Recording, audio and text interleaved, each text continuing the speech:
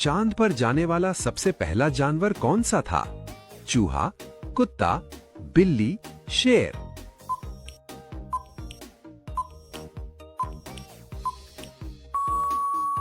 सही जवाब है कुत्ता। कौन सा जानवर अपनी नाक से पानी पीता है? ऊंट, भैंस, हाथी, गाय।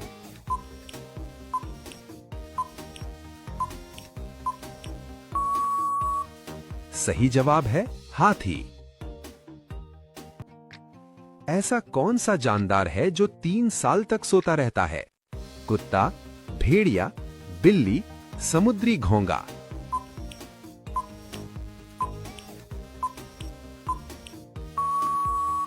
सही जवाब है समुद्री घोंगा।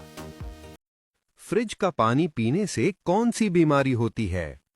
कब्ज, पथरी, जोड़ों का दर्द, शुगर।